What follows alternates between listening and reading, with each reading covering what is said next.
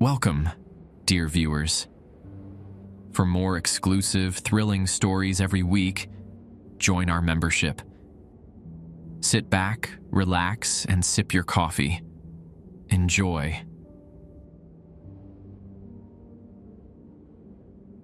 The girl's eyes rolled back as she thrashed against the restraints.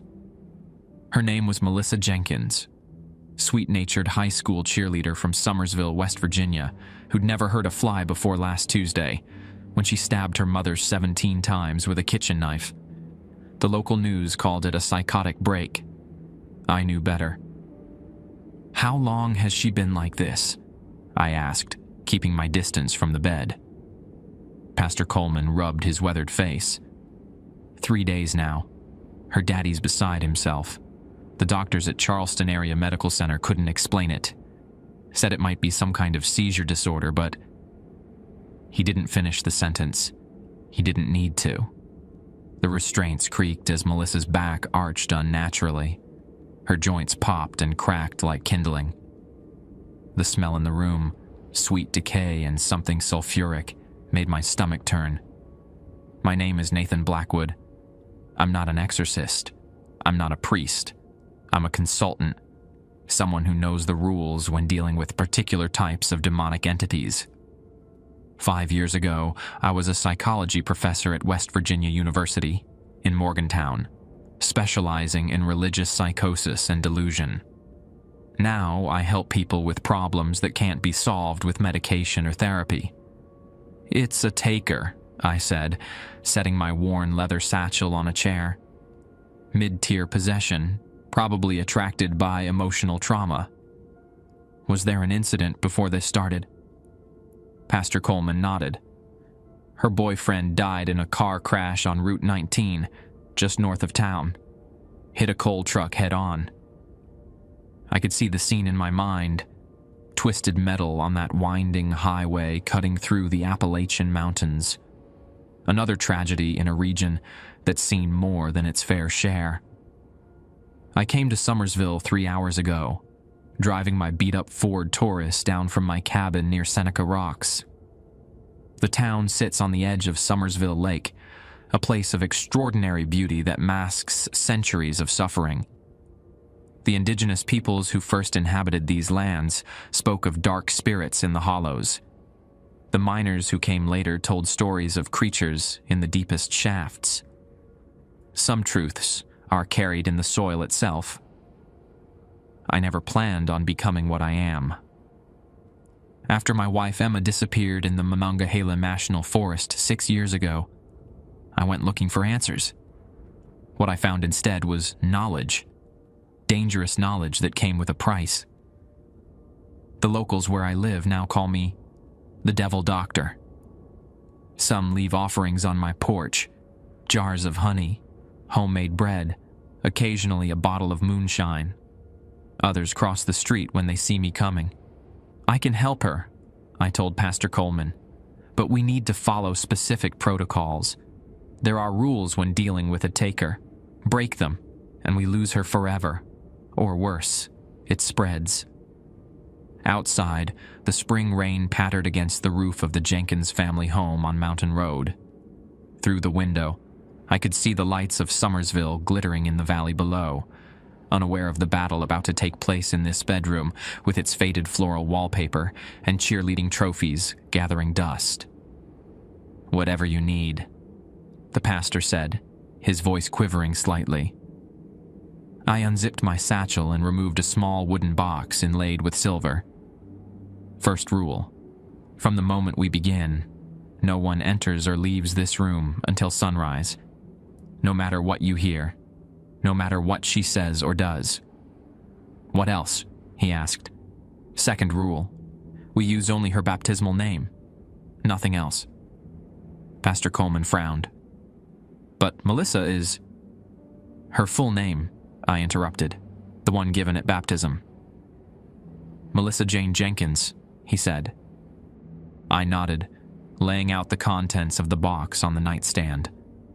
Salt, a silver mirror, a small bottle of water from Nicholas County's only natural spring, a red candle made from beeswax.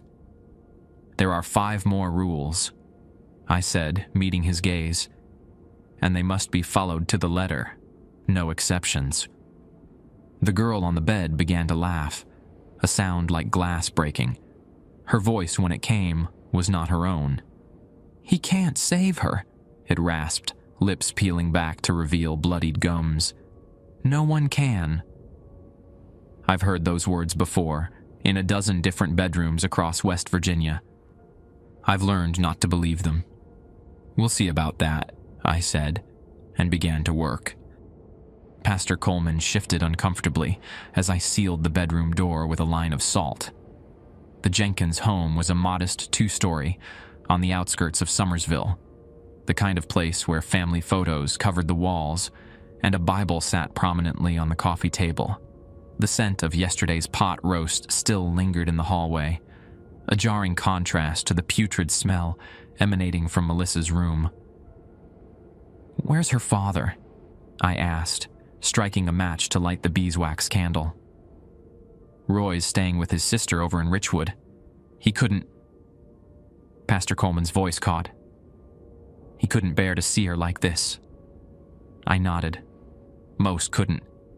That's why they called people like me." "Third rule," I said, clutching the candle near the window.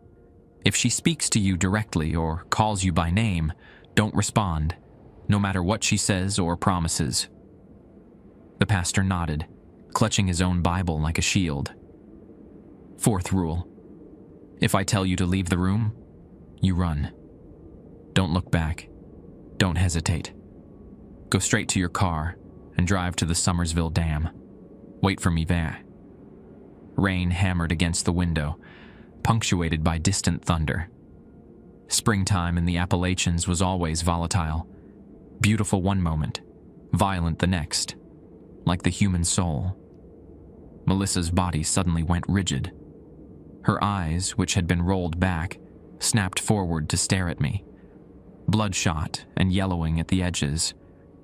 "Nathan Blackwood," she said, her voice overlaid with something deeper.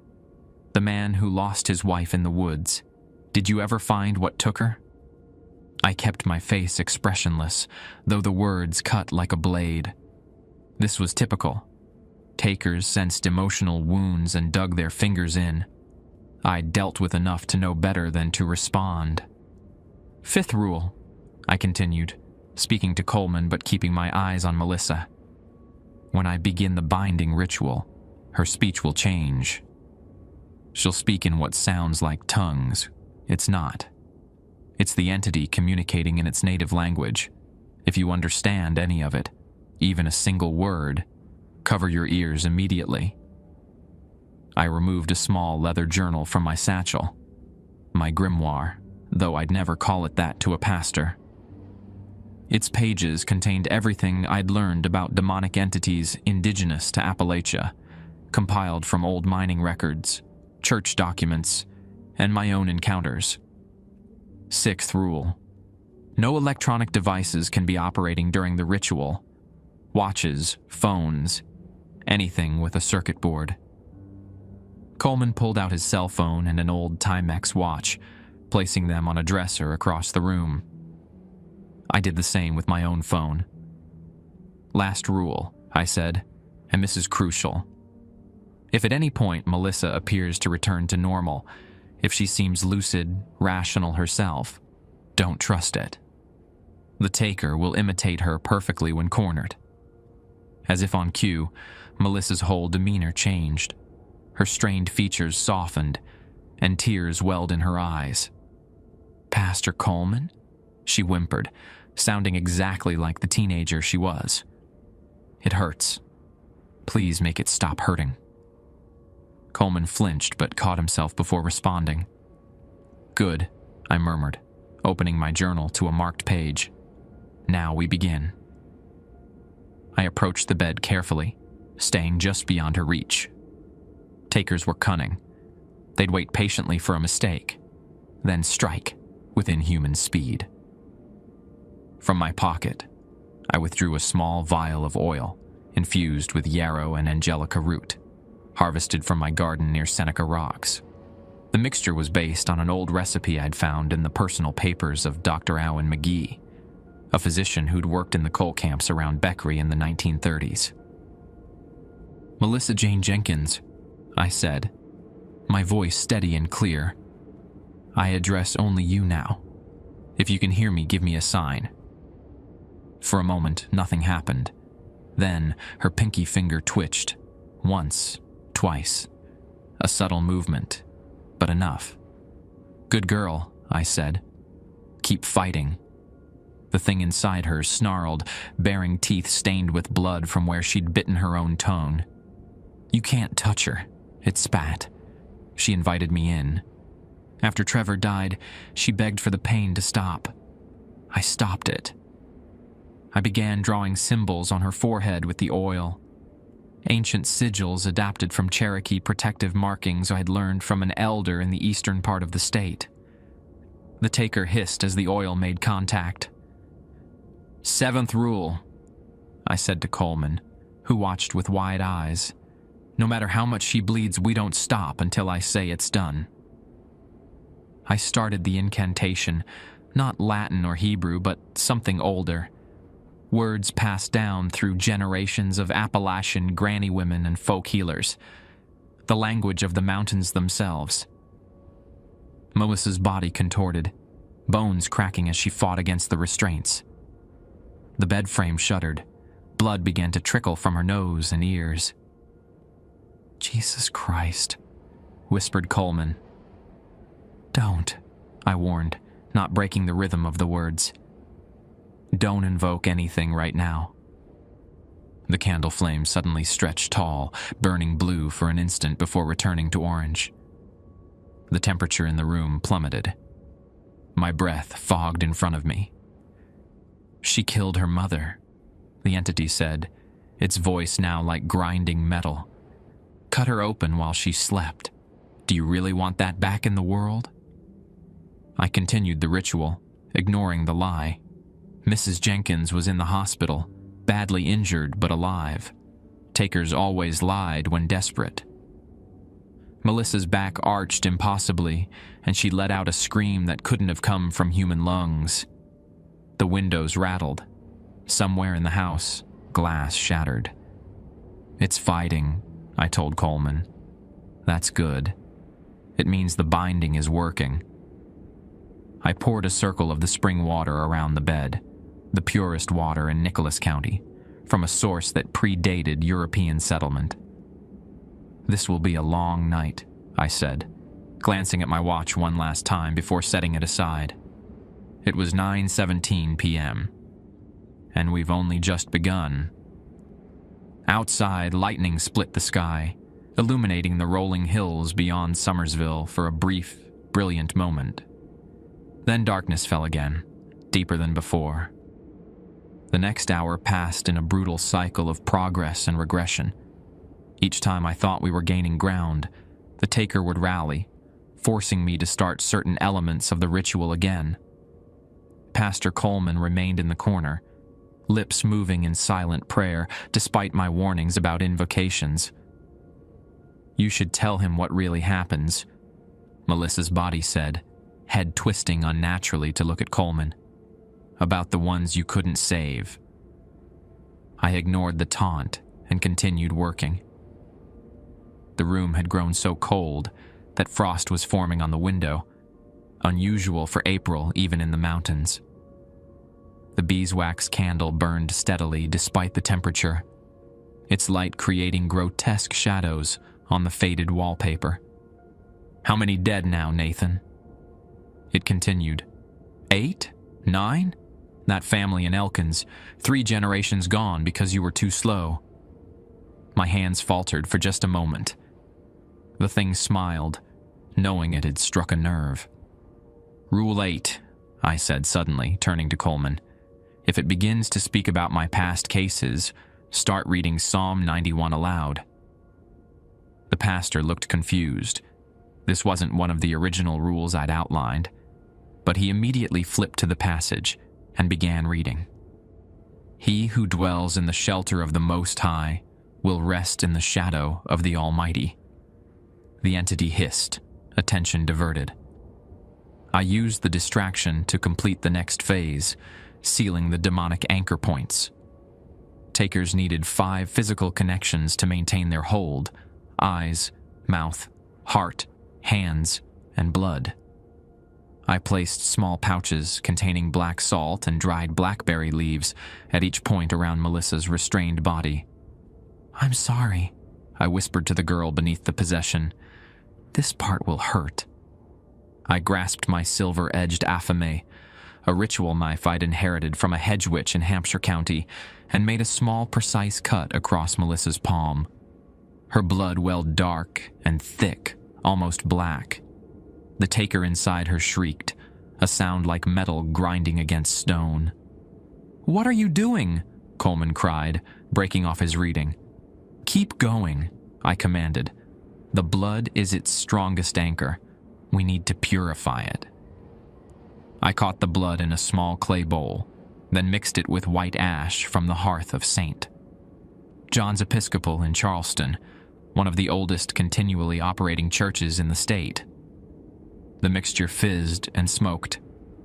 "Psalm 91, I reminded him sharply. The pastor stammered back into his reading while I worked. Outside, the storm intensified. Rain lashed against the house with apocalyptic fury, drowning out the sound of the small town below. "You know what's funny, Nathan?" the entity said during a brief lull. "Emma called your name at the end, over and over, but you never heard her, did you?" My jaw clenched.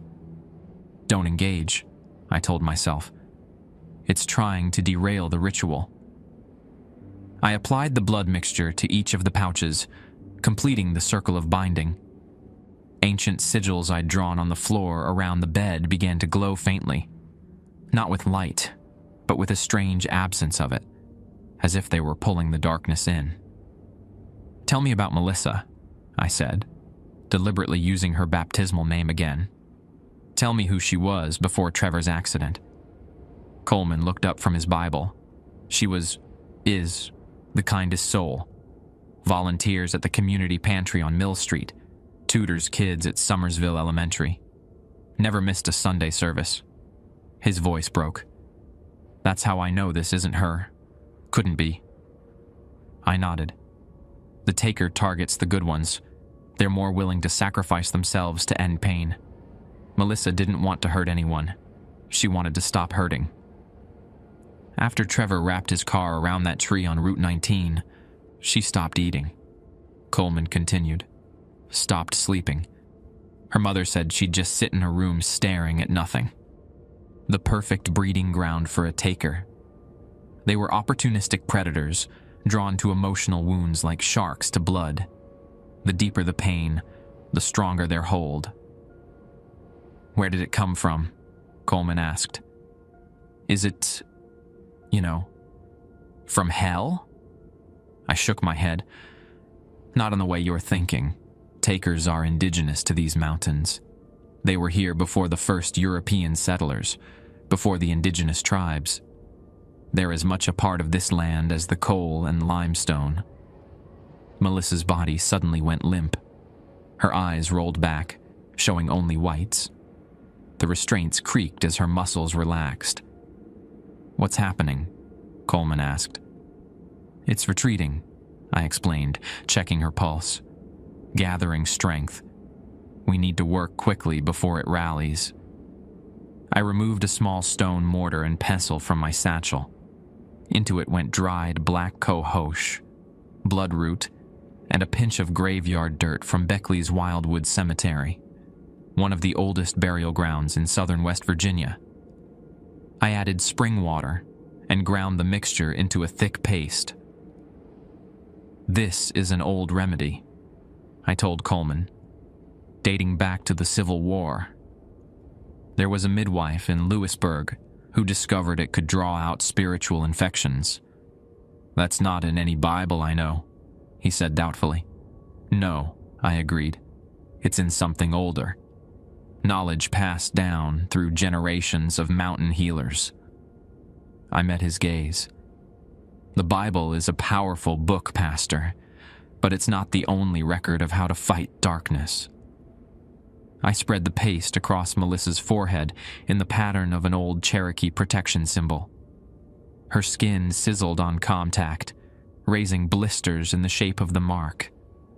"Jesus," Coleman whispered. "It's not hurting Melissa," I assured him. "Only what's inside her." The house creaked around us, timbers groaning as if under some immense pressure. The candle flame guttered but didn't go out. "How did you learn all this?" Coleman asked, watching me work. I hesitated. This wasn't part of the ritual, but sometimes sharing my story helped to steady people through the process. After Emma disappeared, I spent months searching the Monongahela forest. The authorities gave up after 3 weeks, said she must have fallen into a ravine or been attacked by wildlife. I carefully placed dried mugwort around Melissa's bed, but I knew something else had happened. There were inconsistencies. Like what? Her footprints stopped in the middle of a clearing. Just stopped, as if she'd been lifted straight up. And there were other tracks, not animal, not human, circling the area. Coleman swallowed hard. I met a man near Dolly Sods who recognized the pattern, Gerald Holcomb, an old forester who'd seen 3 similar disappearances over his lifetime. He introduced me to others, people with knowledge about the things that live in the shadows of these mountains. Melissa suddenly gasped, her back arching again. The binding was working, forcing the entity to surface where I could confront it directly. "He's lying," she snarled, voice distorted and layered with multiple tones. "He sacrificed his wife, gave her to us willingly for this power." Psalm 91, I reminded Coleman, who had stopped reading in shock. He fumbled with the Bible and resumed. The entity was growing desperate, a good sign. I continued the ritual, drawing more symbols on Melissa's arms with the herbal paste. Each one burned into her skin, then faded, leaving faint red outlines. "You know the rules," I said directly to the entity. "You've broken the covenant. This girl did not give informed consent." "She begged for help," it countered, "prayed for the pain to stop." "Not to you," I said firmly. "She prayed to God." "And who answered?" It laughed, the sound splintering into echoes around the room. "Not your God, not her precious Jesus, me. I was there when she cut her wrists in the bathtub. I stopped the bleeding. I took her pain." I glanced at Coleman, whose face had gone pale. This was apparently news to him. "Is that true?" I asked. "Did she attempt suicide?" He nodded slowly. 3 weeks ago. Her mother found her in time. Another piece fell into place. Takers couldn't enter without an invitation, but suicide attempts created a loophole, a moment when the soul was partly separated from the body. I reached into my satchel and withdrew my final weapon, a small vial of thick, dark liquid. "What is that?" Coleman asked. "Oil from the burning springs near Charleston," I replied. "One of the few natural petroleum seeps in the state." The Shawnee believed it had power to trap malevolent spirits. The entity saw the vial and thrashed violently against the restraints. One of the bed's legs cracked. "Rule 9, I said quickly to Coleman. "If she breaks free, throw the salt in a circle around yourself. Don't break the circle until I tell you." I uncorked the vial. The pungent smell of crude oil filled the room, overwhelming even the stench of the taker. "Last chance," I told the entity. "Release her willingly, and I'll provide safe passage back to your territory.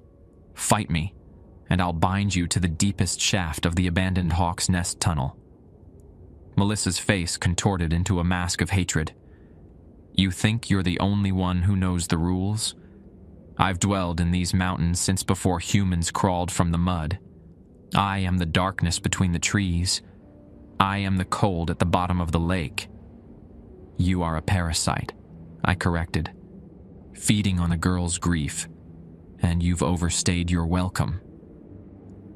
With that, I began the final phase of the exorcism, pouring the oil in precise patterns on Melissa's chest, while reciting the ancient binding words passed down through generations of Appalachian folk healers. The real battle was about to begin. The moment the oil touched Melissa's skin, the house itself seemed to recoil. Picture frames crashed to the floor downstairs. Light bulbs in the hallway exploded, sending the rest of the house into darkness. Only our candle remained, its flame now burning a deep crimson. "What's happening?"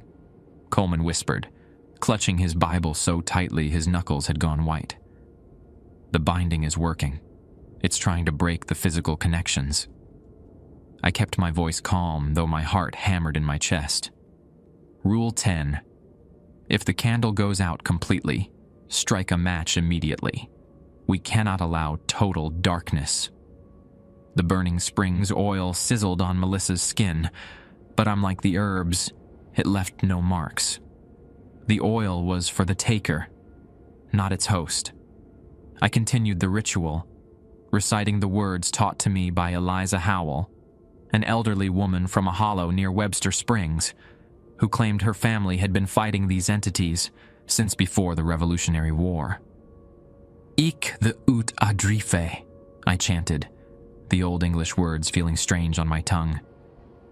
"I drive you out." Melissa's body convulsed.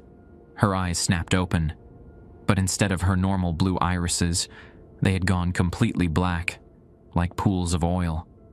When she spoke, her voice overlapped with others, dozens of them, men and women, old and young. "We've been watching you, Nathan Blackwood," the chorus said. "Following your work across our mountains, you've become quite the nuisance." I faltered for a second. This wasn't the voice of a single taker anymore. Something had changed. "Stay focused," I told myself. "It's trying to distract you."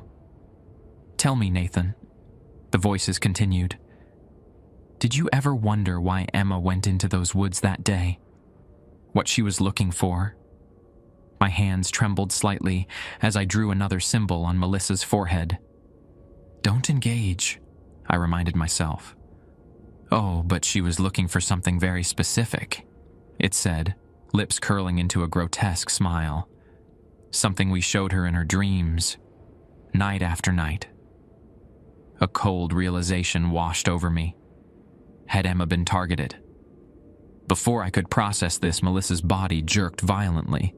The restraints on her right wrist snapped with a sharp crack. "Pastor!" I shouted. "The salt!" Coleman fumbled with the container of salt I had given him earlier, pouring it in a hasty circle around himself. Not a moment too soon, Melissa's free hand shot out with impossible speed, fingers elongated and curved like talons, stopping just at the edge of the salt barrier. "Clever," the taker hissed, withdrawing with the shapen hand. "But your protection's weakened, Nathan. I can smell your doubt." I quickly secured her arm with a length of blessed rope from my satchel, tied with 7 knots, each sealed with wax from the candle. The entity fought against the new restraint, the borrowed muscles of Melissa's arms straining unnaturally. "If we exorcise this thing, will Melissa remember what happened?" Coleman asked, his voice unsteady. "Will she remember hurting her mother?" "Some of it," I replied honestly. "Like fragments of a nightmare. That's why she'll need your support after, to help her understand it wasn't really her." The pastor nodded solemnly. "Her mother's stable now. The doctors at Charleston Area Medical Center said she'll recover, but she'll carry the scars." I finished for him, physical and psychological both. A cold wind suddenly whipped through the room, though the windows remained closed. Pages of Coleman's Bible fluttered wildly. The candle flame bent horizontally, but miraculously stayed lit. "Someone else is here," I said, scanning the shadows. The presence was familiar. Another consciousness observing through the taker's connection. "Nathan Blackwood," came a new voice from Melissa's mouth, deeper and more controlled than before. "The mountain man who plays with forces beyond his comprehension." I knew that voice. I'd heard it 2 years ago in a remote farmhouse outside Martinsburg. Abaddon, I said, breaking my own rule about engaging. Some entities were too powerful to ignore. They demanded acknowledgement. Pastor Coleman made a small, frightened sound. Even he recognized that name from Scripture. "You remember," the voice said, pleased. "I'm flattered." "You're not welcome here," I replied, reaching into my satchel for a vial of Jordan River water I reserved for the most severe cases. "This is between me and the taker. Your presence violates the ancient boundaries." The thing laughed, a sound like cracking ice. "Boundaries change, Nathan. The old ways are failing. The protections weaken." "What does it mean?" Coleman whispered. I didn't answer immediately, focusing instead on drawing a final sigil on Melissa's forehead with the Jordan water. The entity, or entities, recoiled at the contact. "It means something's changing in the spiritual ecosystem of Appalachia," I finally said. "The balance is shifting." For generations, the supernatural forces in these mountains had maintained a kind of equilibrium. The native entities, takers, hollowers, miners, and watchers, kept to their territories and followed the ancient rules of engagement with humans. Something was disrupting that balance. The mining, I realized aloud. The fracking operations in the northern counties. Human activity had always influenced the otherworldly inhabitants of Appalachia. The bloody mine wars of the early 20th century had awakened things long dormant. The flooding of valleys to create reservoirs had displaced ancient spirits. Now, hydraulic fracturing was literally cracking open the deep places where certain entities had been bound. As if confirming my theory, the presence of Abaddon receded, leaving just the original takers staring at me through Melissa's eyes. "You begin to understand," it said, voice once again singular. "Change comes, Nathan Blackwood. Choose your allies carefully." "You're not my ally," I replied firmly, returning to the ritual.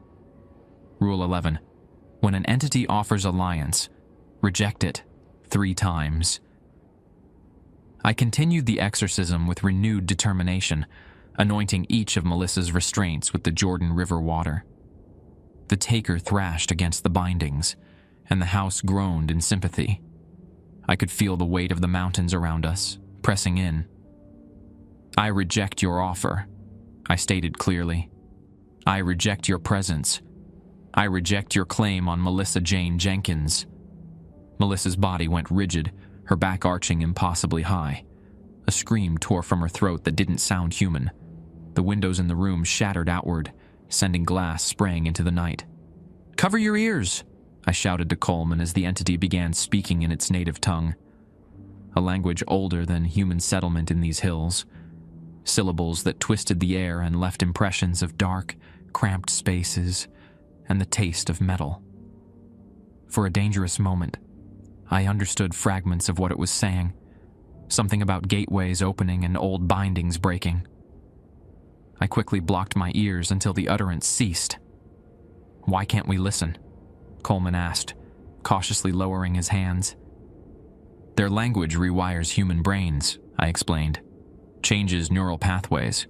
Listen too long and you start thinking like them." I'd seen it happen once to a folklore professor from Shepherd University who'd recorded a possession and studied the audio. Within weeks, he'd been institutionalized, carving symbols into his skin and babbling about the deep hollows where they wait. Melissa's breathing suddenly changed, becoming labored and irregular. Foam flecked her lips, tinged with blood. "What's happening to her?" Coleman asked, panic edging his voice. I checked her pulse, rapid and thready. The taker is damaging her body rather than relinquish control. Rule 12. If the host shows signs of physical distress, we shift to the emergency protocol. I reached into my satchel and removed a worn leather flask.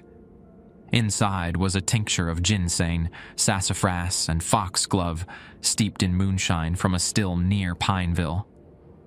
The recipe had come from a healer in McDowell County who claimed it could temporarily separate spirit from flesh without death. "Hold her head," I instructed Coleman, who hesitated at the edge of his salt circle. "It's safe now. The taker is focused on internal damage." The pastor broke his circle and helped me administer the tincture, supporting Melissa's head while I poured a small amount into her mouth. The reaction was immediate. Her body seized, then went completely limp. Did we kill it?" Coleman asked, looking at Melissa's still form. "No," I said, checking her pulse again. It had stabilized. The tincture forces a kind of spiritual reset. The taker is still inside, but dormant for a few minutes. It gives the host a chance to reassert control. I leaned close to Melissa's ear. "Melissa Jane Jenkins, if you can hear me, now is the time to fight. Find your way back to the surface. Follow my voice." Her eyelids fluttered. For a brief moment, clear blue eyes looked up at me. Her real eyes, not the black pools of the taker. "It hurts," she whispered, her own voice emerging for the first time. "Please help me." "I'm trying," I promised her. "But you need to fight too. Picture a door in your mind and push through it. Push hard." Her face contorted with effort. I can feel it, holding me down. "Focus on something anchoring you to this world," I instructed. "Something that matters." "My mom," she breathed. Did I?" "She's alive," I assured her. "She's waiting for you." A tear slid down Melissa's cheek, a human response, not the taker's manipulation. But then her expression changed, hardening as the entity reasserted control. "Touching," it sneered, black bleeding back into her eyes. "But futile." "She's still fighting you," I observed. I felt her presence. "She's stronger than you anticipated." The taker hissed in frustration. "She is nothing." A momentary spark in the darkness. I smiled for the first time that night. "And yet she pushed you back, even if just for a moment." This was the turning point in most possessions, when the host, however briefly, reasserted themselves. It created a fracture in the taker's control, a weakness I could exploit. I nodded to Coleman, who understood and resumed reading from Psalm 91. As he read, I began the final phase of the ritual, marking each of the cardinal points around the bed with sanctified coal from the Beckley Exhibition coal mine, material that had rested in the earth for millions of years, absorbing the land's natural power. "From the depths you came," I recited, lighting each coal piece with the candle flame. "To the depths, return." The coal ignited with unnatural brightness, burning blue-white. The 4 points connected with lines of light, forming a square around the bed that then transformed into a cube of energy, encasing Melissa and the entity within. "What you're seeing," I told Coleman, who had stopped reading in awe, "is the original binding used by the indigenous shamans of this region. The pattern has been preserved in petroglyphs at Mount Carbon." The entity thrashed within the cube of light, its movements becoming increasingly desperate. Black fluid began leaking from Melissa's eyes, nose, and mouth, the physical manifestation of the taker's essence. "Rule 13, I told Coleman. "When the separation begins, do not touch the black fluid. It will seek a new host." The pastor nodded, keeping his distance as the viscous substance pooled on the sheets around Melissa's head. Her body continued to strain against the restraints, but the movements were weakening. "Is it working?" Coleman whispered. "Yes," I confirmed. "But we're entering the most dangerous phase. The taker knows it's losing its hold and will try one final counterattack." As if on cue, the black fluid began to move with purpose, forming tendrils that reached toward the edge of the binding cube. Where they touched the barrier of light, they sizzled and recoiled. "Keep reading," I instructed Coleman, who had again fallen silent in horror. Outside, the storm had intensified to near tornado conditions. The wind howled around the Jenkins house like a living thing. Through the broken window, I could see trees bending almost double under its force. "Almost there," I murmured, more to myself than anyone else. "Hold on, Melissa. Just a little longer." The black fluid continued to pool around Melissa's head, gradually separating from her body as the binding cube held firm. The room temperature plummeted further. Frost formed on the walls in intricate patterns that reminded me of the ancient petroglyphs at Mount Carbon. Not a coincidence. "Nathan," Pastor Coleman whispered, his breath fogging in the cold. "Look at the ceiling." I glanced up and felt my stomach drop. Black veins had begun spreading across the white plaster, radiating outward from the center of the room like a spiderweb. The taker was trying to disperse itself throughout the house's structure, a last-ditch survival tactic I'd only encountered twice before. "Rule 14, I said urgently. "If the entity attempts structural integration, all wooden objects must be removed from the binding cube." Coleman looked confused. "Wooden objects?" "The bed frame," I clarified. "It's wood, isn't it? Pine?" He nodded. "We need to move her onto the floor, inside the light boundary," I explained. "Wood from these mountains has a natural connection to the entities. It provides a conduit." The pastor stared at me in disbelief. "We can't move her. She's restrained, and that substance is everywhere." "We have to," I insisted. "Otherwise, it'll use the bed frame to anchor itself into the house permanently."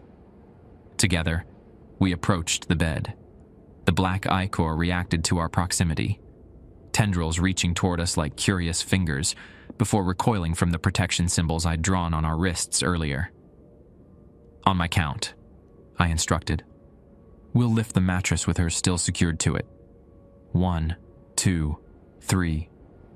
We heaved the mattress off the bed frame and onto the floor, keeping it within the glowing boundary. The dark fluid sloshed, but remained contained. As soon as the mattress lost contact with the wooden frame, the black veins on the ceiling stopped spreading. "Thank God," Coleman murmured. "Not quite finished yet," I reminded him, returning to my journal. The next step was the extraction itself, physically separating the taker from its host.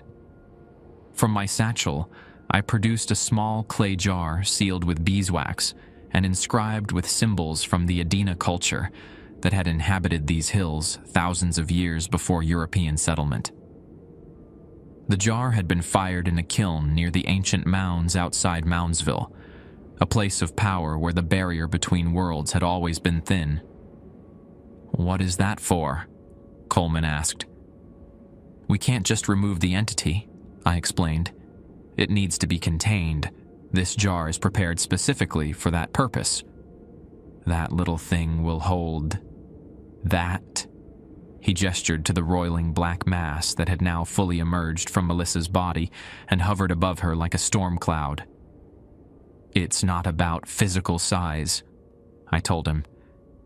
"The jar is a symbolic prison, blessed at 7 sacred sites across the state, from Seneca Rocks to the grave of Mother Jones in Mount Olive."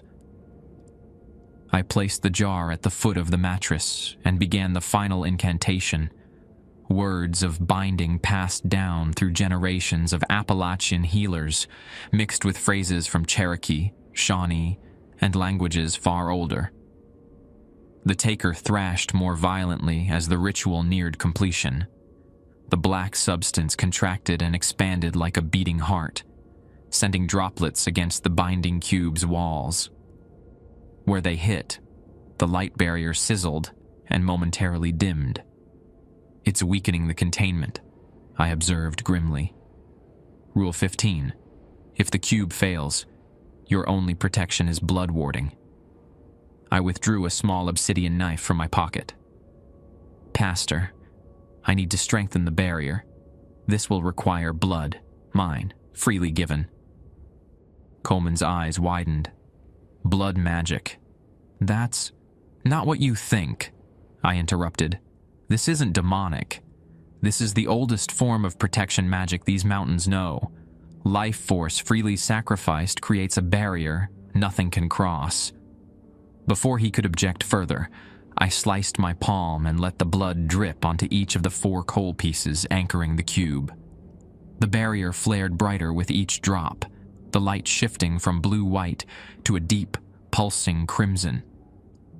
Fortis sanguinum, fortis voluntas, I chanted. Strong blood, strong will. The phrase wasn't Latin as it appeared. It was much older, disguised in a familiar form to avoid persecution during the colonial era. The taker sensed what was happening and changed tactics. Suddenly, the black mass collapsed back toward Melissa, trying to re-enter her body through her nose and mouth. No! I lunged forward, breaking another of my own rules by breaching the perimeter of the cube. I placed my bleeding palm against Melissa's forehead, creating a blood barrier that repelled the entity. "Nathan, your arm!" Coleman cried out. I glanced down to see black tendrils wrapping around my forearm, burning like acid where they touched my skin. The pain was excruciating, but I held firm, continuing the incantation through gritted teeth. "Ki la he tu nastit la ki," I recited, the Cherokee words for binding a wandering spirit. With each syllable, the tendrils retreated slightly. "Pastor," I managed to say, "open the jar. Now." Coleman hesitated for only a second before reaching for the clay container and breaking its wax seal. The moment the lid came off, a powerful suction filled the room, like the sudden pressure drop before a tornado. The black substance was drawn toward the jar, struggling against the pull, but gradually yielding. "Don't let it touch you," I warned as Coleman held the jar steady. The entity fought the containment with everything it had, the room trembling with its fury. Objects flew from shelves, the remaining windows shattered. The walls themselves seemed to inhale and exhale, as if the entire house had become a living organism. "What's happening?" Coleman shouted over the cacophony. "Reality pushback," I explained, maintaining my position with my hand on Melissa's forehead. "When something violates natural law, the universe itself resists." With a final, wrenching shriek that existed somewhere between sound and thought, the entity collapsed into the jar. Coleman slammed the lid on immediately, and I moved to seal it, with candle wax and blood. The instant the jar was sealed, an unnatural silence fell. The house stopped shaking. The storm outside abruptly ceased, the sudden absence of howling wind almost as startling as the noise had been.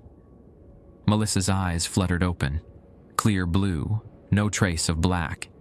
She gasped like a drowning person breaking the surface, sucking in great lungfuls of air. "What?" she began, but couldn't continue, her throat raw from hours of screaming. "Don't try to talk," I said gently. "It's over. You're safe now." I checked her vitals, pulse returning to normal, breathing stabilizing.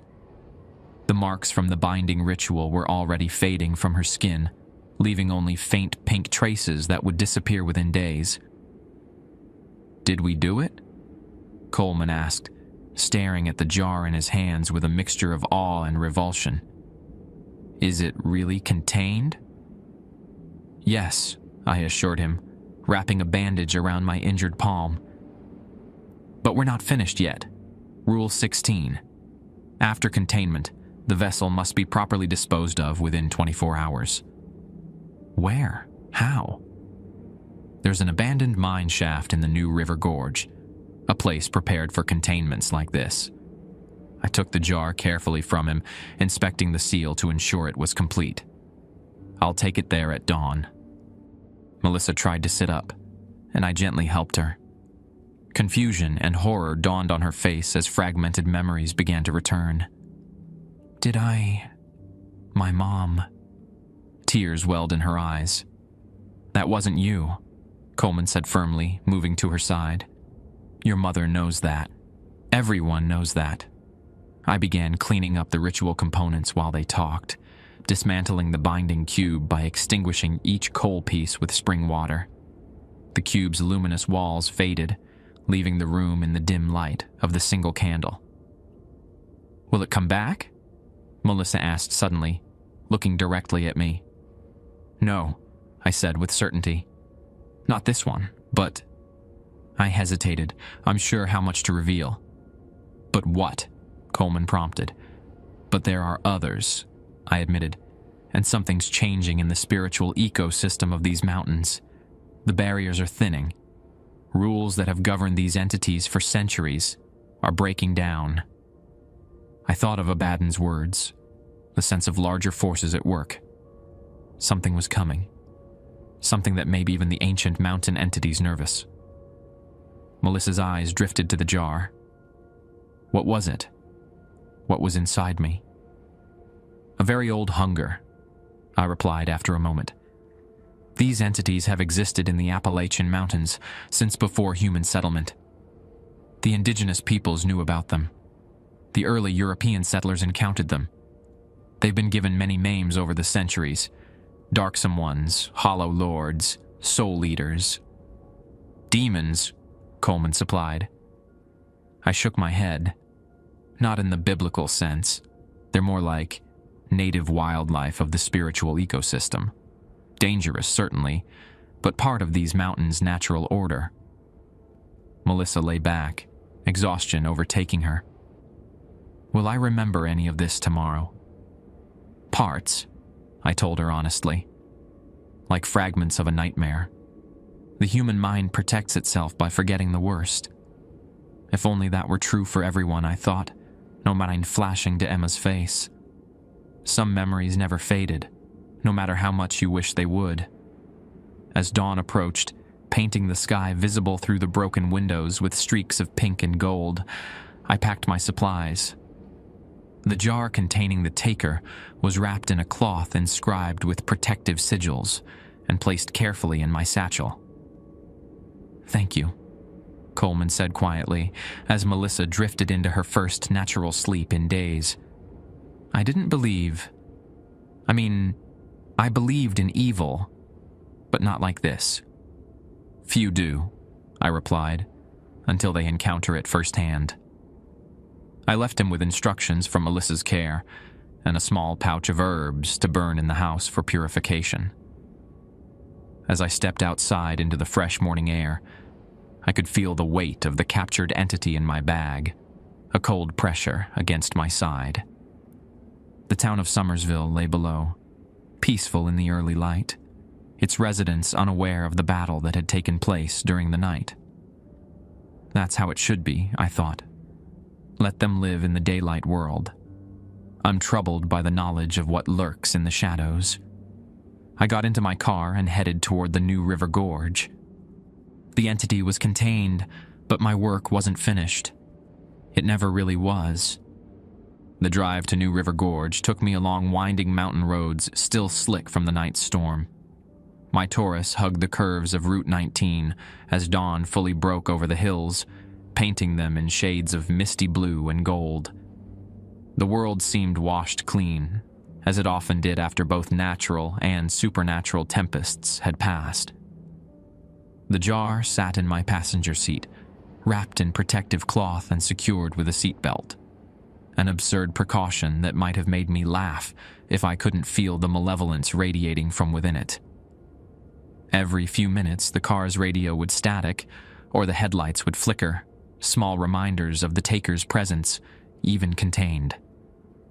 Rule 17, I said aloud to myself, a habit developed over years of solitary work. During transport, maintain constant awareness of the vessel. Entities can influence electronics and may attempt to cause accidents. As if in response, my car's engine sputtered briefly before smoothing out again. Nice try, I muttered, placing my bandaged hand on the jar. The wound throbbed in time with my heartbeat, the pain a sharp reminder of the night's events. I turned off the main highway onto a service road that followed the rim of the gorge. Few tourists ventured this way. It wasn't on the scenic maps and offered no Instagram-worthy vistas. But it led to places older than social media, older than photography, older even than the written histories of this land. The road deteriorated as I drove, eventually becoming little more than a dirt track through dense forest. Massive hemlocks and century-old oaks crowded close, their branches forming a canopy that dimmed the morning light. In the distance, I could hear the rush of the New River, among the oldest rivers in the world, carving through ancient rock. After another mile, I reached a rusty gate marked with a faded "No Trespassing" sign from the National Park Service. Behind it lay the remains of the Kaymore mine, one of dozens of abandoned coal operations that dotted the gorge. I parked beside the gate and retrieved my satchel and the jar. "Almost there," I told the entity, feeling slightly foolish for speaking to it, but knowing it could hear me. The jar vibrated slightly in response. I used a key, provided years ago by a park ranger who understood the region's stranger history, to unlock the gate, then proceeded on foot down the overgrown path. The forest pressed in around me, unnaturally quiet. No birdsong, no squirrels chattering. Even the insects fell silent as I passed. They sensed the jar's occupant. The path eventually opened onto a clearing where the ruins of the mine's processing plant stood. A skeleton of rusted metal and crumbling brick reclaimed by kudzu and Virginia creeper. Most visitors to the gorge never saw this place, instead viewing the scenic overlooks and hiking the tourist-friendly trails. This was the region's industrial graveyard, a reminder of the price Appalachia had paid for America's progress. I made my way through the ruins to a particular mine shaft entrance, partially collapsed and blocked with debris, deliberately so. A casual observer would think it completely sealed, but I knew the hidden access point, a narrow passage behind a fallen support beam. As I approached, the jar in my hands grew noticeably colder, the glass frosting over despite the warming day. The taker knew where we were going. "Rule 18, I murmured, setting down my satchel to retrieve a small tin of salt and iron filings. Before entering a disposal site, refresh all personal protections. I traced protective symbols on my forehead, throat, and the backs of my hands with the mixture, then outlined a circle around the mine entrance with the remainder. Only then did I slide through the hidden passage, jar clutched tightly against my chest. The air inside was stale and heavy with coal dust, despite the decades since the mine's closure. My flashlight revealed a tunnel extending deep into the mountain, support beams sagging ominously in places. I moved carefully, aware that one wrong step could trigger a collapse. After about 100 yards, the man-made tunnel intersected with something older, a natural cave system that predated the coal mining operations. The ceiling rose dramatically, opening into a cathedral-like cavern. Stalactites hung like stone daggers above a pool of water, so still it resembled black glass. This was the place Gerald Holcomb had shown me 4 years ago. One of 7 disposal sites across West Virginia where captured entities could be safely contained. The indigenous peoples had known about these places, marking them as taboo in their oral traditions. Later, early settlers had sensed their strangeness and avoided them, telling stories of strange lights and missing livestock. I approached the pool, carrying the jar with increasing difficulty. It had grown heavier with each step into the cavern, now weighing as much as a bowling ball, though its size remained unchanged. "Last chance," I told the entity inside. "You can accept binding to your native domain, or risk dissolution in the deep waters." The jar rattled violently in my hands, the lid straining against its seal. I'd only once had an entity choose dissolution, a particularly malevolent hollower that had killed 3 children in Preston County before I trapped it. Most preferred binding to complete destruction, returning to the spiritual ecosystem in a diminished form. This taker gave no clear response, just continued resistance. I would have to proceed with the final protocol.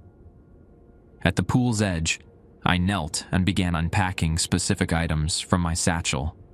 7 river stones collected from the confluence of the New and Gauley rivers, a small bottle of maple syrup harvested from a 300-year-old tree near Helvetia, and a length of copper wire mined from the historic Eckhart mine in neighboring Maryland. Rule 19, I recited, arranging the stones in a precise pattern around the jar. The binding must incorporate elements of earth, water, plant, and mineral from the entity's native range. I carefully unwrapped the jar and placed it in the center of the stone circle. Black fluid could be seen swirling inside, occasionally pressing against the glass like a trapped animal testing its cage. As I began the binding incantation, my flashlight flickered and died, plunging the cavern into darkness. I fumbled for the matches in my pocket, but before I could light one, a soft blue glow emanated from the pool beside me, illuminating the space with ghostly light. The water was bioluminescent, a rare phenomenon in these caves that occurred unpredictably. Some said it responded to supernatural energy. Looking at the timing, I was inclined to agree. By this eerie blue light, I continued the ritual, dripping maple syrup in a spiral pattern around the jar, while weaving the copper wire between the river stones. All the while I recited the binding words, a mixture of Shawnee, Cherokee, and the strange proto-language Gerald had taught me that seemed to predate both. The atmosphere in the cavern grew increasingly pressurized as the ritual progressed. My ears popped painfully. The surface of the pool began to ripple, though there was no wind, concentric circles spreading outward from some unseen disturbance in its depths. "Almost done," I said, partly to reassure myself.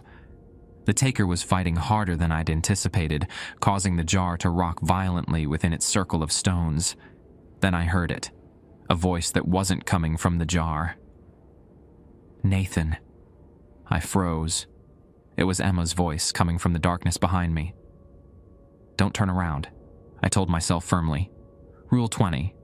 During disposal, entities may manifest sensory illusions of lost loved ones. Engaging will break the ritual. "Nathan, please." Emma's voice came again, closer now. "I've been trying to reach you. It wasn't what you think in the forest." My hands trembled as I continued the binding, desperate to block out the sound of my wife's voice. This was a common tactic. Entities used emotional connections against practitioners.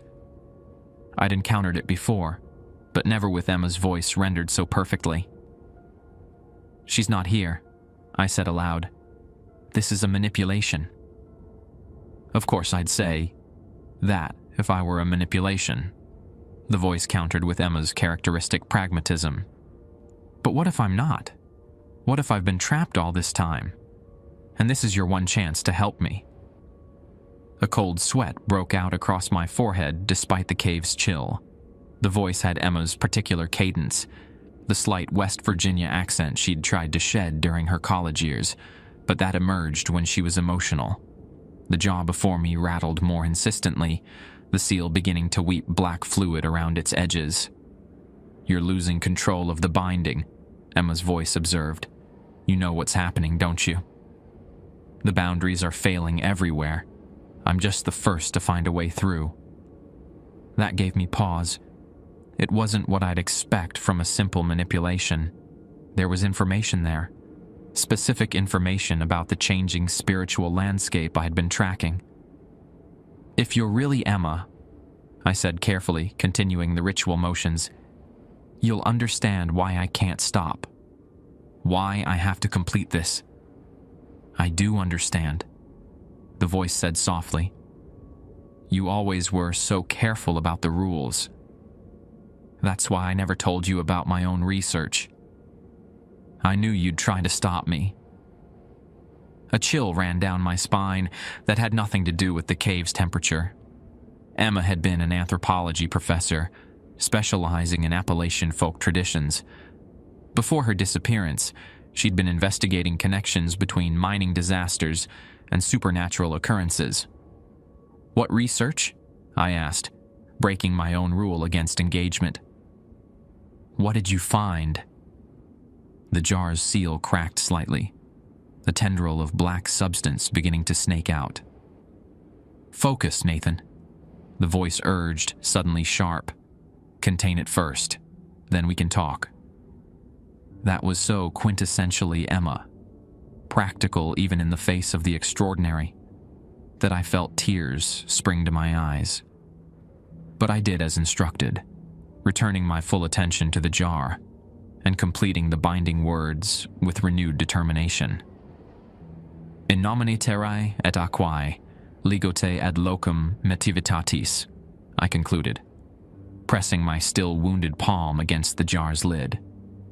In the name of earth and water, I bind you to your birthplace. The effect was immediate. The jar's seal repaired itself, the escaping tendril snapping back inside. The river stones began to glow with the same blue light as the pool, creating a perfect circle of luminescence. The copper wire melted without heat, flowing into the spaces between the stones and hardening into a solid ring. The completed binding reminded me of the pictures I'd seen of the ancient stone circles at megaliths in Britain, a miniature Stonehenge sealing the taker into a prison it couldn't escape. I sat back, exhausted but satisfied. The ritual was complete. The entity was bound to this place, unable to leave the cavern or possess another human host. Well done, Emma's voice said, quieter now. I still hadn't turned around. Part of me was afraid of what I might, or might not, see. If you're really Emma, I said, then tell me something only she would know. A soft laugh echoed through the cavern. On our third date, you took me to Spruce Knob to see the meteor shower. You brought hot chocolate but forgot the cups. We drank it from the thermos cap, taking turns. You said it was the best mistake you ever made because it meant we had to sit closer together. My heart contracted painfully. That was exactly how it had happened, a detail I'd never shared with anyone. Emma? I whispered, finally beginning to turn. Don't, she said sharply. Not yet. I'm not fully here, and it's not safe. What happened to you? I asked, remaining still but desperate for answers. I found something in the forest, she replied, her voice now sounding more distant. A doorway of sorts. I thought I could document it, study it. I was wrong. A doorway to where? To everywhere, nowhere. It's hard to explain. Emma's voice grew fainter.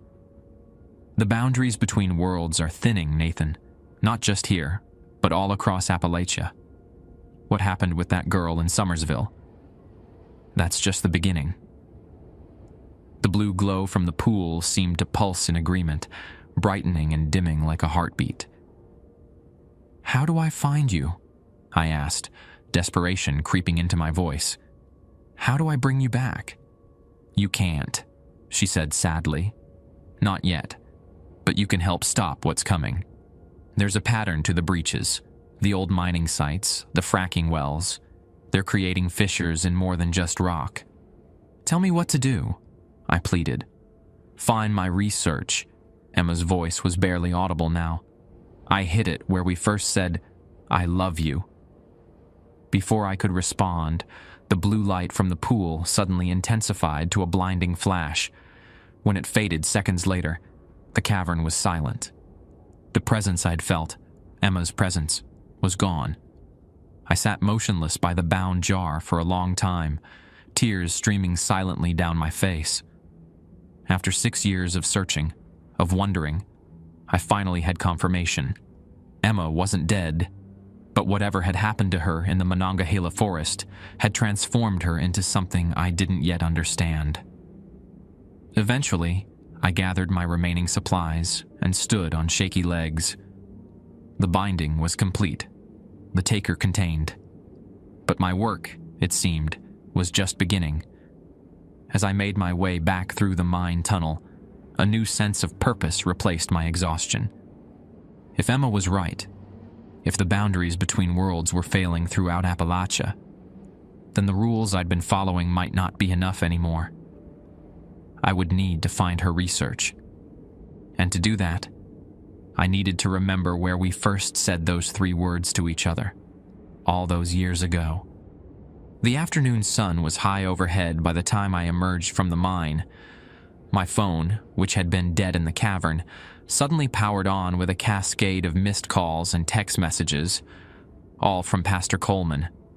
I dialed him back immediately, dread pooling in my stomach. "Natan?" he answered on the first ring, his voice tense. "Where have you been?" "I've been trying to reach you for hours. The disposal site blocks signals," I explained, climbing back toward my car. "What's happened? Is Melissa—" "Melissa's fine," he interrupted, "but something else isn't. There's been an incident at the Somerville Dam. They're saying a maintenance worker went crazy, tried to open all the floodgates at once. The police have the area locked down." I quickened my pace. "Possession?"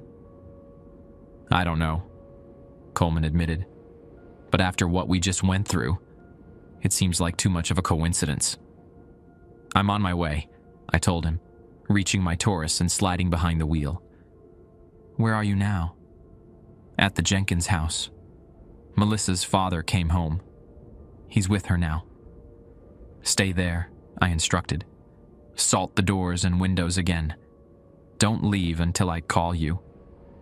I ended the call and peeled onto the dirt road, mind racing. If Emma was right about the boundaries weakening across Appalachia, what we'd experienced with Melissa might be just the beginning. But first, I needed to find Emma's research, where we first said, "I love you." The memory came to me suddenly, clear as spring water. Hawk's Nest State Park, on the observation deck overlooking the New River. We'd been dating for 3 months. It was sunset, the gorge bathed in golden light, and the words had tumbled out of me unexpectedly. She'd smiled, kissed me, and said she'd been waiting for me to catch up to what she'd known since our first date. Hawk's Nest was less than 15 minutes from my current location. I made a quick decision, turning the car toward the state park rather than Somersville Dam. Whatever was happening at the dam was already under police control. Emma's research might hold the key to understanding the larger pattern. The park was busy with spring tourists when I arrived, families and hikers enjoying the overlooks and trails. I parked and made my way quickly to the main observation deck, scanning the area for anything that might be a hiding place. The deck itself had been renovated since Emma and I had visited years ago. The old wooden railings had been replaced with metal and glass safety barriers. Any hiding spot would have been removed during the renovation. "Think, Nathan," I muttered to myself, drawing curious glances from nearby tourists. If Emma had hidden something here, she would have chosen a spot that wouldn't be disturbed by routine maintenance.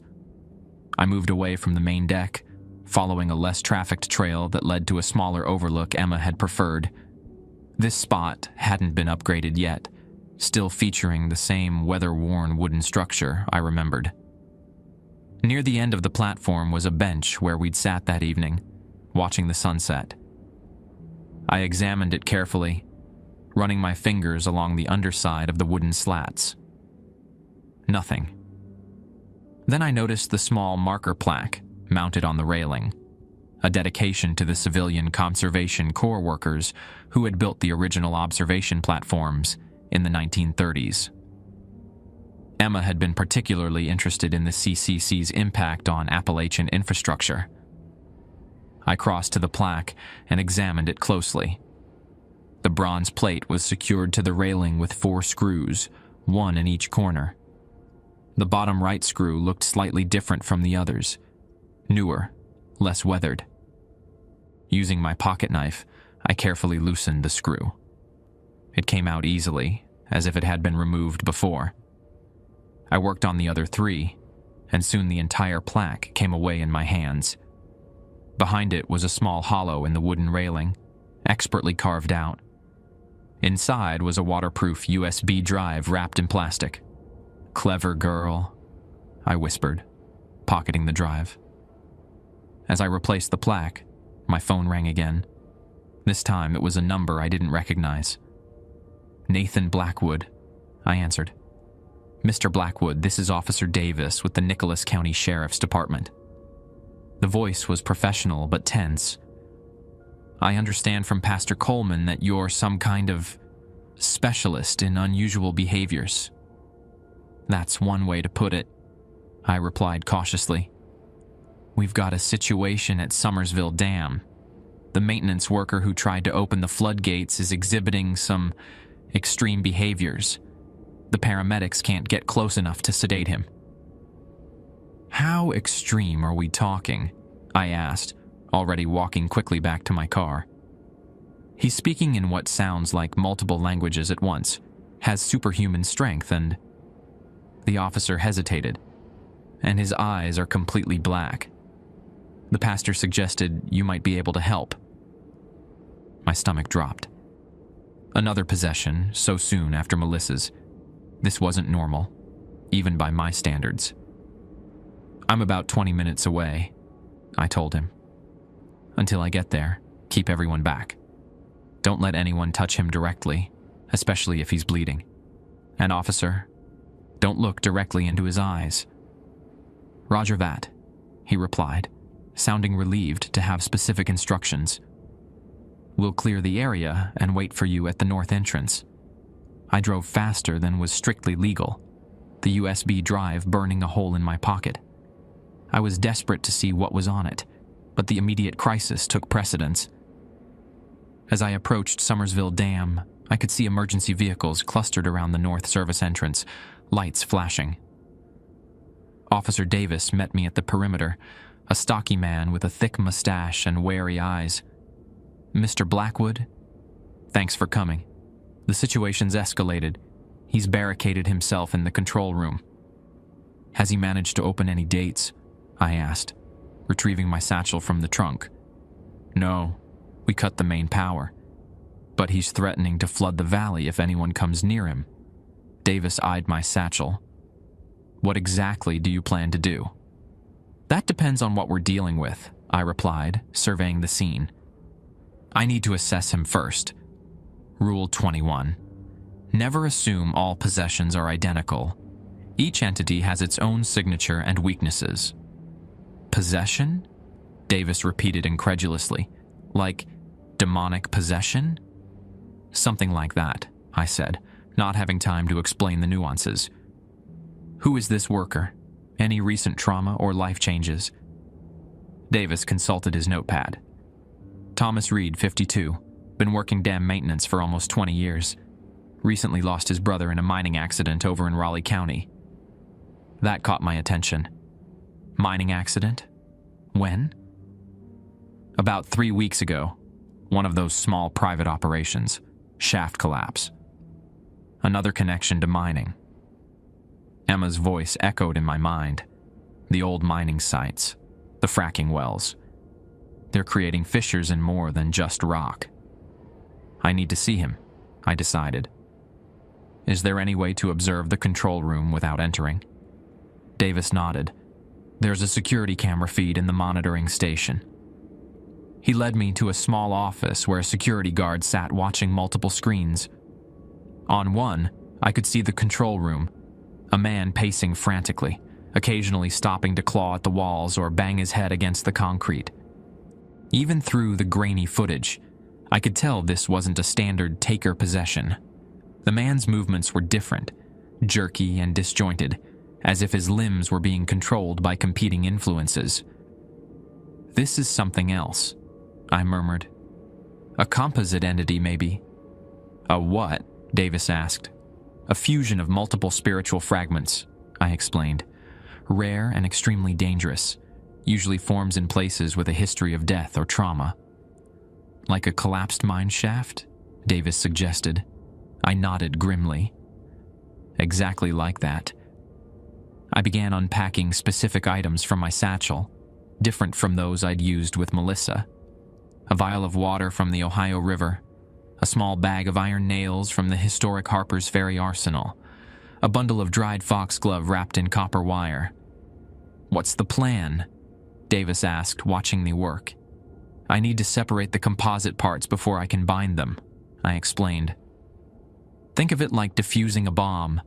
You identify the components before you decide which wire to cut. On the security feed, Reed suddenly went still. His head turned slowly until he appeared to be looking directly at the camera. A chill ran down my spine as his mouth split into an unnatural grin. He knows we're watching. The security guard said nervously. Reed's mouth began moving. Though the feed had no audio, I could see he was speaking, addressing us directly. Can we get sound? I asked urgently. The guard flipped a switch, and Reed's voice filled the small room. Not the voice of a middle-aged maintenance worker, but something layered and distorted, like multiple recordings played simultaneously. Nathan Blackwood, the voices said in unsettling unison. The mountain man who meddles in matters beyond his understanding. Davis looked at me in alarm. How does he know your name? I didn't answer, watching Reed's bizarre movements on the screen. He was writing something on the control room wall, using what appeared to be his own blood. Zoom in on that, I instructed the guard, who complied. The bloody writing wasn't in English, or any modern language I recognized. It was a form of pictographic script that resembled the petroglyphs at Mount Carbon, but more complex, more fluid. What is that? Davis asked. A message, I replied, snapping a photo with my phone. Not for us, for something else. Reed suddenly slammed his head against the wall with such force that blood sprayed across the concrete. Davis flinched, but I kept my eyes on the screen. We need to go in, I decided. He'll kill himself before the composite entity is finished using him. Using him for what? Davis asked. To communicate, I said grimly. These spirit fragments, they're coordinating, working together. I've never seen anything like it. I quickly assembled what I needed for a containment ritual adapted for multiple entities. The approach would be different from a standard exorcism. I would need to identify the dominant fragment and target it first, then work through the hierarchy. I need 2 officers with steady nerves, I told Davis. We'll enter through the emergency access door. I'll lead. They'll flank me. Davis nodded. What should they expect? Anything? I said honestly. Rule 22. With composite entities, standard protocols may fail. Improvisation becomes necessary. As Davis went to brief the officers, I found myself staring at the bloody symbols Reed had drawn. They seemed familiar somehow, reminiscent of markings I had seen in my research on indigenous spiritual practices of the Appalachians. On impulse, I retrieved Emma's USB drive and plugged it into the security station's computer. It contained a single encrypted file that prompted for a password. What would Emma have used? I tried our anniversary, her birthday, various combinations of meaningful dates. Nothing worked. Then I remembered the night at Hawk's Nest. After saying, "I love you," we joked about the Cherokee legend of the Lover's Leap at the Overlook. How 2 star-crossed lovers had supposedly jumped into the gorge rather than be separated. I typed "Lover's Leap" into the password field. The file opened immediately, revealing hundreds of documents, photos, and audio recordings. I clicked on a file labeled Convergence Points Map and inhaled sharply. It was a map of West Virginia with dozens of sites marked in red, a constellation of points that, when connected, formed a pattern identical to the bloody symbols Reed was drawing on the control room wall. "My God, Emma," I whispered. "You found it." A note attached to the map read, "Nathan, if you're reading this, I was right. The mining disasters, the dam constructions, the fracking operations, they're not random. They're following ancient ley lines that crisscross these mountains. Each disruption weakens the boundaries a little more. They're trying to create a convergence, a meeting point between worlds. I don't know who they are yet, but I'm getting closer. Be careful. The rules are changing." The final sentence was underlined 3 times. Davis returned with 2 officers in tactical gear. "We're ready when you are." I closed the file and pocketed the USB drive, my mind reeling with implications. If Emma was right, what was happening at Summersville Dam was just one node in a larger pattern, a coordinated effort to weaken the barriers between worlds. "Let's go," I said, gathering my supplies. The composite entity in Reed wasn't just a random possession. It was part of something bigger, something coordinated. And for the first time in my years of dealing with Appalachia's supernatural elements, I felt like I was facing an intelligent strategy rather than isolated incidents. As we approached the control room door, I silently added a new rule to my growing list. Rule 23. When the rules themselves begin to change, trust nothing, not even your own experience. Coleman's eyes widened. "Blood magic. That's not what you think," I interrupted. "This isn't demonic. This is the oldest form of protection magic these mountains know. Life force freely sacrificed creates a barrier nothing can cross." Before he could object further, I sliced my palm and let the blood drip onto each of the 4 coal pieces anchoring the cube. The barrier flared brighter with each drop, the light shifting from blue-white to a deep, pulsing crimson. "Fortis sanguinum, fortis voluntas," I chanted. "Strong blood, strong will." The phrase wasn't Latin as it appeared. It was much older, disguised in a familiar form to avoid persecution during the colonial era. The taker sensed what was happening and changed tactics.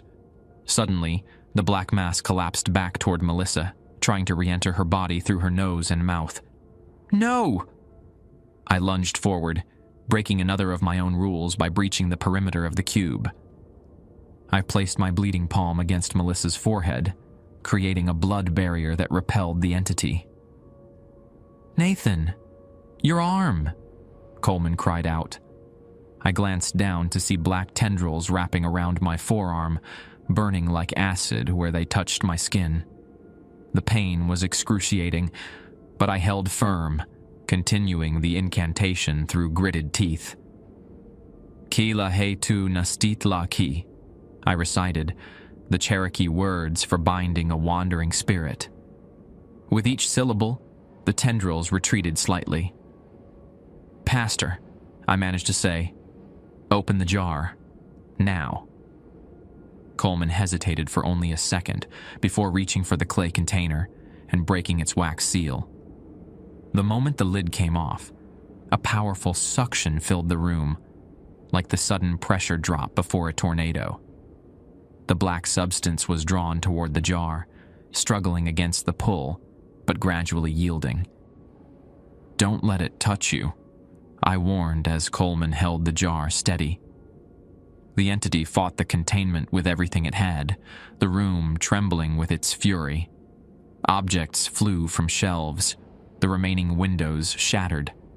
The walls themselves seemed to inhale and exhale, as if the entire house had become a living organism.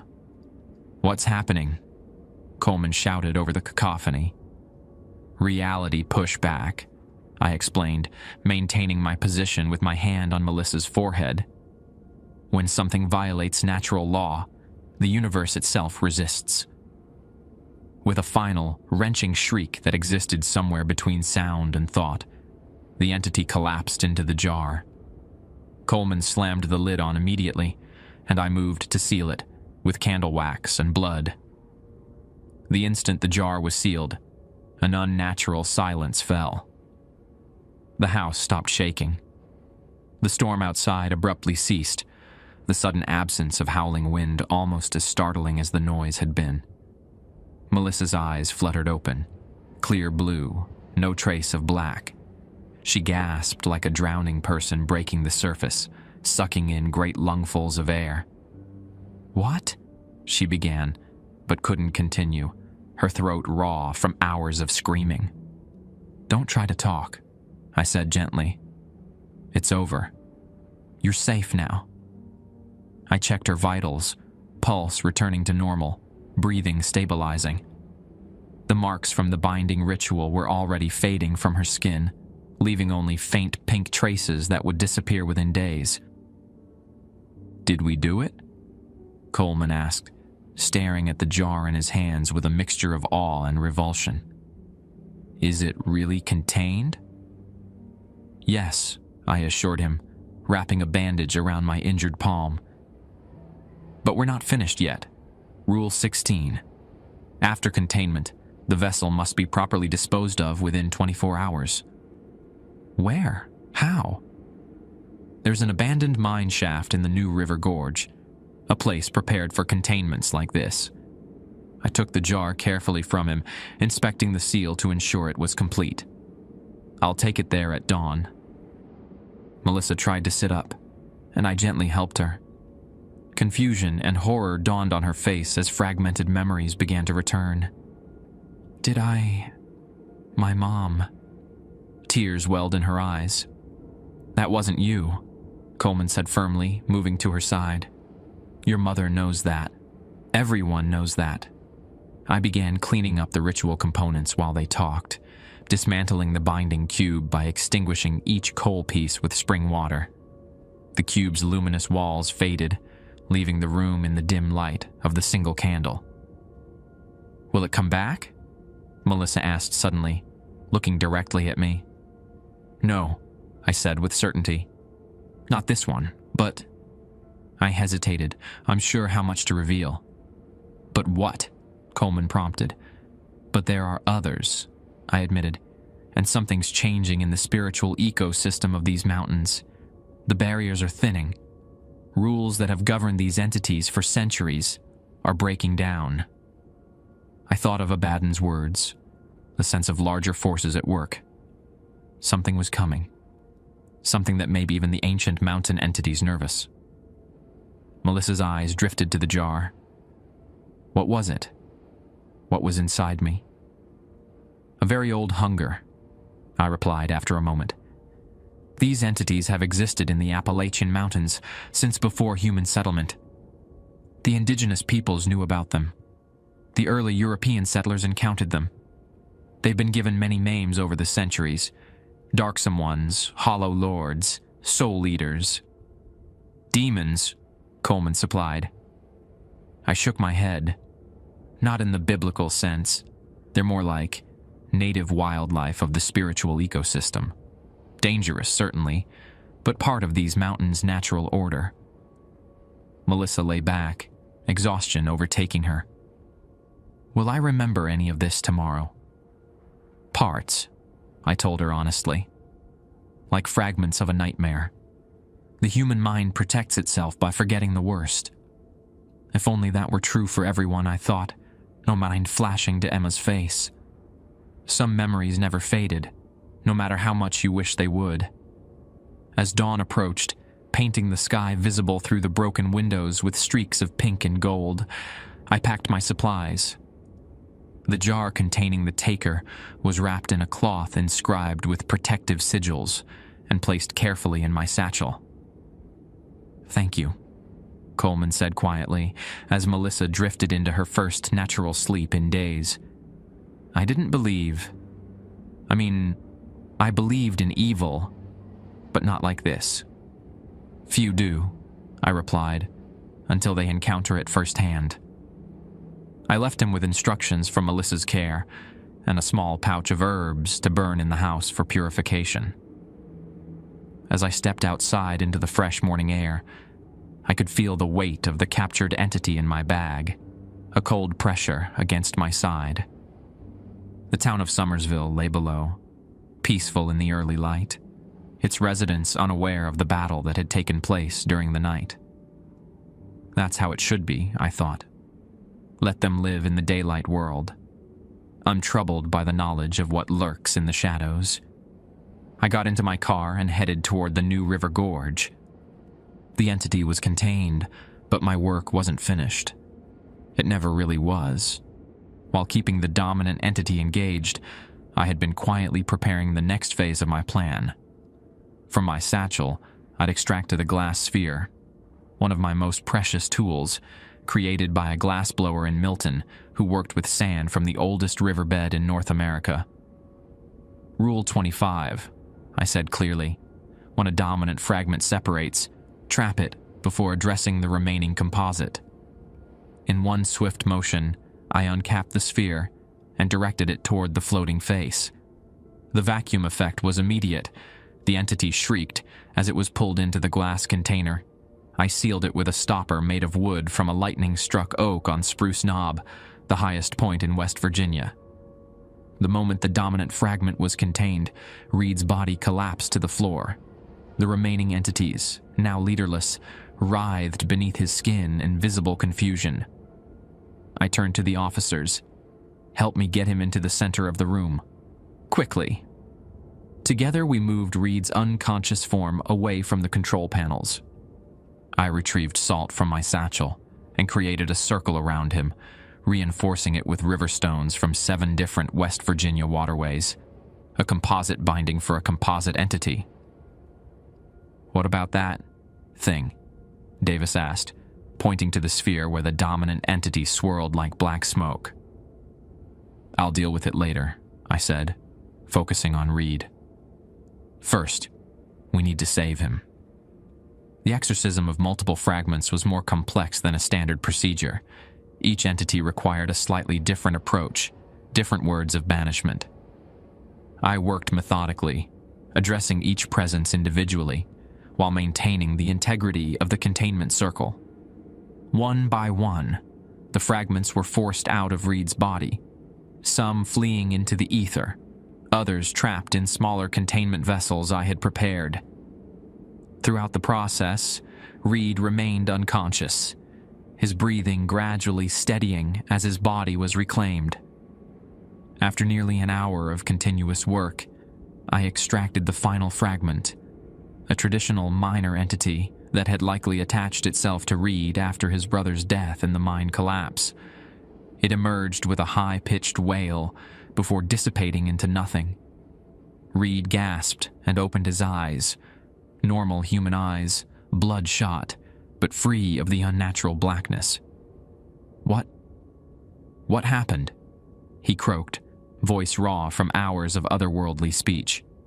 "You're going to be okay, Mr. Reed," I assured him, nodding to the officers to help him sit up. "You had an episode, but it's over now." As the officers attended to Reed, I turned my attention to the glass sphere containing the dominant entity. It continued to swirl restlessly, occasionally forming that same unsettling face. "You've won nothing," it communicated directly to my mind. "The pattern continues forming. What happens at this dam was merely one node in a greater design." I studied the entity carefully. "What is the convergence? What happens when it's complete?" The face formed again, features arranged in what might have been a smile. The end of separation, the beginning of unity, all worlds becoming one, all beings intermingled. Can you imagine it, Mathan Blackwood? No more barriers between life and death, physical and spiritual, past and present. Chaos, I translated, the collapse of natural order. Evolution, it countered. Transformation. Your wife embraced it. Perhaps you will too, when the time comes. I secured the sphere in a lead-lined box, silencing the entity's voice in my mind. Whatever this thing was, it wasn't like the local spiritual entities I'd spent years studying. It was something older, something from beyond the traditional cosmology of these mountains. As paramedics arrived to tend to Reed, Davis approached me. "Is it over?" I glanced at the bloody symbols covering the walls, recognizing them now as matching the pattern on Emma's map. "No," I said honestly. "I think it's just beginning." Outside, the massive concrete face of Summersville Dam held back the waters of the lake, concealing whatever ancient science lay drowned below. I couldn't help but wonder how many other nodes in this pattern were active across West Virginia, how many other boundaries were being systematically weakened. One thing was becoming increasingly clear. The rules I'd relied on for years were changing. The orderly supernatural ecosystem of Appalachia was being disrupted by something new, or perhaps something very, very old that had been kept at bay until now. As I walked to my car, the contained entity's words echoed in my mind. Your wife understood. She saw the pattern forming years ago. I needed to review Emma's research thoroughly. If she had mapped the pattern of these incursions, perhaps she had also found a way to stop the convergence, whatever that might be. And perhaps, in doing so, I might find a way to bring her back from wherever she was walking between. 3 days after the incident at Summersville Dam, I sat at my kitchen table in my cabin near Seneca Rocks, surrounded by printouts of Emma's research. Rain drummed steadily on the tin roof, a sound that had once been comforting, but now seemed ominous, a reminder of boundaries being eroded, worn away drop by drop. Emma's files had been meticulously organized, the work of years compiled into a comprehensive theory about what she called the pattern. Her notes detailed how specific industrial activities across West Virginia, mining operations, dam constructions, fracking wells, aligned with ancient spiritual pathways that indigenous peoples had mapped centuries ago. Most disturbing were her recordings, dozens of interviews with locals who'd experienced strange phenomena near these industrial sites.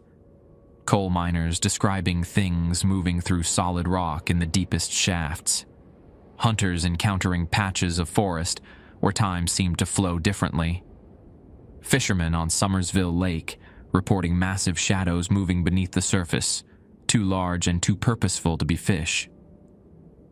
The composite entity's words haunted me. The convergence approaches. The pattern nears completion. According to Emma's calculations, the pattern was approximately 87% complete. New fracking operations in the northern counties were accelerating the process. At the current rate, whatever this convergence was would occur within months. My phone rang, interrupting my thoughts. It was Pastor Coleman. "Nathan? Melissa's asking for you. Says she remembers something important." "I'll be there tomorrow," I promised. After hanging up, I returned to the map Emma had created, a web of interconnected points spanning the state, each marking a location where the boundary between worlds had been weakened. The pattern indeed resembled the strange symbols the entities had written on the control room walls. Beside me sat the glass sphere, containing the dominant entity from the dam, secured in its lead-lined box. I could feel its presence even through the containment, a sentient wrongness pressing against the edges of my awareness. Outside, something moved in the trees at the edge of my property. I glanced up to see a figure standing just beyond the protective circle of iron I buried around my cabin years ago. Though the rain obscured clear details, the silhouette was unmistakable. "Emma," I whispered, rising from my chair. The figure raised a hand in what might have been greeting or warning. Then, between one blink and the next, it was gone. I grabbed my jacket and ran outside, crossing the boundary of my protections without hesitation. The rain soaked me instantly as I searched the tree line, finding nothing but disturbed underbrush where the figure had stood. On an impulse, I knelt and examined the ground. There, pressed into the mud, was a perfect footprint. Emma's size, Emma's distinctive stride pattern from the slight outward turn of her left foot. Beside it was something else, symbols scratched into the dirt, already dissolving in the rain. I hurriedly took a photo before the markings disappeared completely. Back inside, I compared them to Emma's research. The symbols matched a sequence she'd identified as representing counterpoint or opposition, a way to reverse the pattern. Hope, cautious but real, flickered to life inside me. If Emma was trying to help me stop the convergence, there might be a way to save her too. I gathered the essential materials I would need for what was to come. A new journal for recording the expanded rules I was discovering. Maps marked with Emma's pattern points. Ritual components collected from sacred sites across West Virginia. The old rules were changing, but new ones were taking shape. As I packed my car for the journey to Summersville, I added a final entry to my growing list. Rule 26. When walking between worlds, leave markers for those who follow. Emma had left me a trail of breadcrumbs. Now I just needed to follow where they led, even if the path took me beyond the boundaries of the world I knew. Whatever the convergence was, whatever forces were orchestrating it, I would find a way to stop it. For Emma, for Appalachia, for the balance between worlds that had maintained this land's spiritual ecosystem for millennia. The rules were changing, but the game wasn't over yet.